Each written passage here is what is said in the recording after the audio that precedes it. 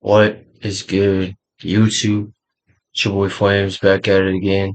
With another Bob Marina video. It's today, finally on Second Kings. We're about to be reading the first two chapters since they're both pretty short. And yeah, really don't got too much to talk about. At the end of First Kings, um, basically we're about to see what happens after the reign of Ahab, and we're about to see the aftermath of that. Um, and yeah, without further ado, let's go right to it. Okay, chapter 1. Second Kings. Elijah denounces Ahaziah, which is Ahab's son, I believe, right? After the death of Ahab, yep. After the death of Ahab, Moab rebelled against Israel. Now Ahaziah fell through the lattice in his upper chamber in Samaria and lay sick. So he sent messengers telling him, "Go, inquire of Baal-zebub, the god of Ekron, whether I shall recover from the sickness." But the angel of the Lord said to Elijah the Tishbite, "Arise, go up and meet the messengers of the king of Samaria, and say to them, Is it because there is no God in Israel that you are going to inquire of Baal-zebub, the god of Ekron? Now therefore thus says the Lord, You shall not come down from the bed to which you have gone up, but you shall surely die." So Elijah went. The messengers returned to the king, and he said to them, "Why have you returned?" And they said to him, "There came a man to meet us, and said to us, Go back to the king who sent you, and say to him, Thus says the Lord, It is because there is no God in Israel that you are sending to inquire of Baal-zebub, the god of Ekron? Therefore you shall not come down from the bed to which you have gone up, but you shall surely die." And he said to them, "What kind of man was he who came to meet you and told you these things?" They answered him, "He wore a garment of hair with a belt of leather about his waist." And he said, "It is Elijah the Tishbite." When the king sent to him a captain of 50 men with his 50, he went up to Elijah, who was sitting at the top of on the top of the hill, and said to him, "O man of God, the king says, Come down." But Elijah answered the captain of 50, "If I am a man of God, let fire come down from heaven and consume you and your 50." Yo, what? Then fire came down from heaven and consumed him and his 50. Bro, he's wild. Again, the king sent to him another captain of 50 men with 50. And he answered and said to him, "O man of God, this is the king's order, come down quickly." But Elijah answered him, "If I am a man of God, let fire come down from heaven and consume you and your 50." And the fire of God came down from heaven and consumed him and his 50. Again, the king sent the captain of the third 50 with his 50. The third captain of 50 went up and came and fell on his knees before Elijah and entreated him, "O man of God, please let my life and the life of these 50 servants of yours be precious in your sight." Behold, fire came down from heaven and consumed the two former captains of 50 men with their 50s. But now let my life be precious in your sight. Then the angel of the Lord said to Elijah, "Go down with him, do not be afraid of him."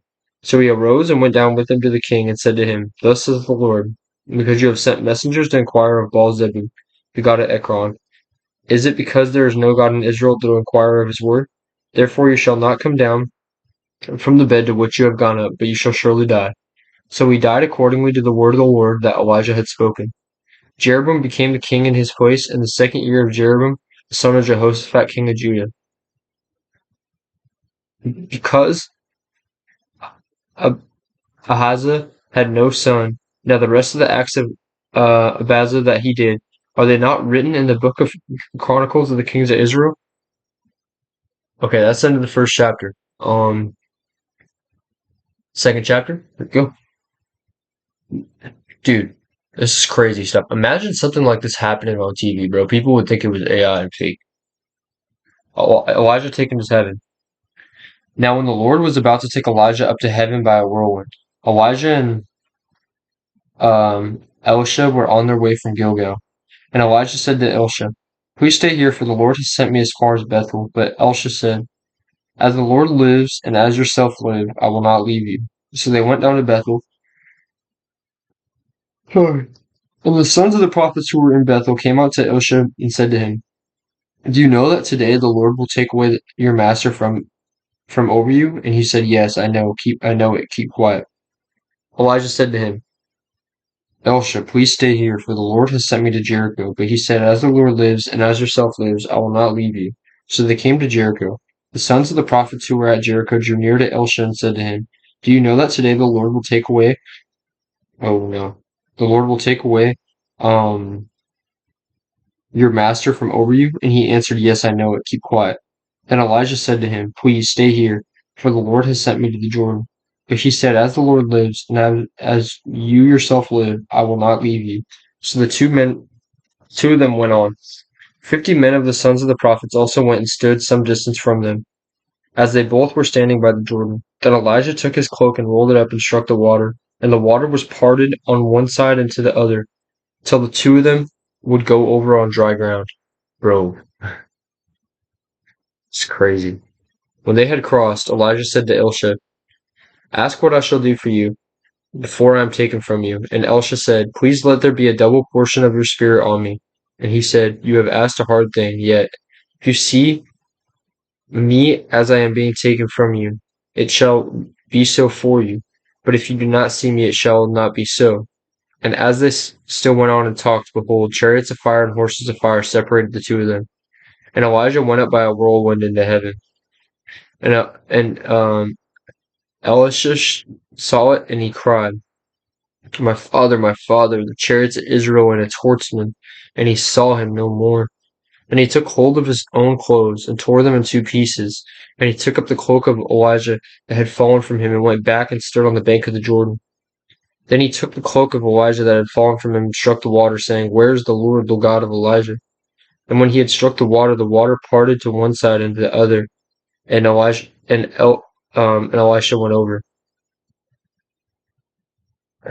Elisha succeeds Elijah. Now when the sons of the prophets who were at Jericho saw him opposite them, they said, "The spirit of Elijah rests on Elisha." And they came to meet him and bowed to the ground before him. And they said to him, "Behold now, there are your, there are with your servants 50 strong men. Please let them go and seek your master. It may be that the spirit of the Lord has caught him up and cast him upon some mountain or into some valley." And he said, "You shall not send." But when they urged him till he was ashamed, he said, "Send." And they sent therefore 50 men, and 3 days they sought him, but did not find him. And they came back to him when he was staying at Jericho. And he said to them, "Did I not say to you not to go?" Now the men of the city said to Elisha, "Behold, the situation of the city is pleasant, as my lord sees, but the water is bad, and the land is unfruitful." He said, "Bring me a new bowl, and put salt in it." So they brought it to him. And he went to the spring of water and threw salt in it, and said, "Thus says the Lord, I have healed this water from now on, neither death nor miscarriage shall come from it." So the water has been healed to this day, according to the word that Elisha spoke. He went up from there to Bethel, and while he was going up on the way, some small boys came out of the city, jeered at him, saying, "Go up, you bald head! Go up, you bald head!" And he turned around, and when he saw them, he cursed them in the name of the Lord. And 2 she-bears came out of the woods and tore 42 of the boys. From there he went to Mount Carmel. From there he returned to Samaria. What?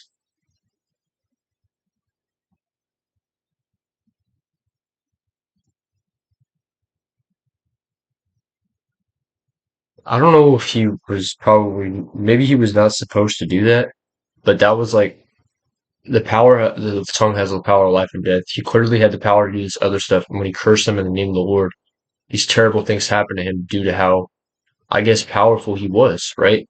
Took on Elijah's spirit. He was able to do some crazy things. But that's pretty wild stuff right there. But I appreciate y'all for watching. Thank y'all so much. And I'm gonna catch y'all tomorrow. Peace.